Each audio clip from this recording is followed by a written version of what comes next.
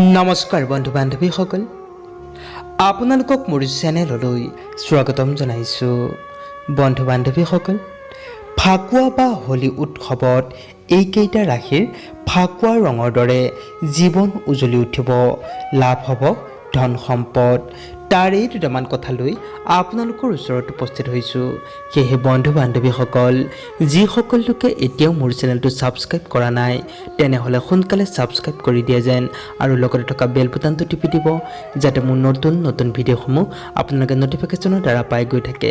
তেন্তে আহক বন্ধুসকল, আমি ভিডিঅ'টো আৰম্ভ কৰোঁ।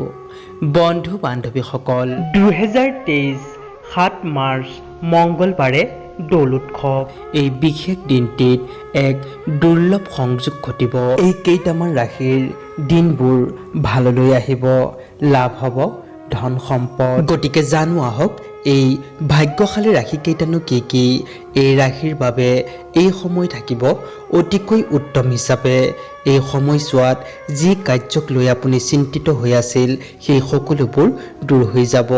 এই সময়ত এই ৰাশিৰ লোকসকলৰ যিকোনো চৰকাৰী কাম কাজ ৰখি থকা সেই সকলোবোৰ আকৌ আৰম্ভ হ'ব। লগতে এওঁলোকৰ বাবে এই সময়ছোৱাত কোনো নতুন কাম কাজ, নতুন মাটি বাৰী কিনাৰ যোগ আছে। এই সময়ত এই ৰাশিৰ ওপৰত ভগৱান বিষ্ণু ও মা লক্ষ্মীৰ বিশেষভাৱে কৃপা দৃষ্টি থাকিব।